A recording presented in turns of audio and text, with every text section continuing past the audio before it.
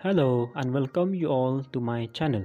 This is UDIT channel and I am Arki. Today I present you one of the poetry named Nation, where I talk about a nation India.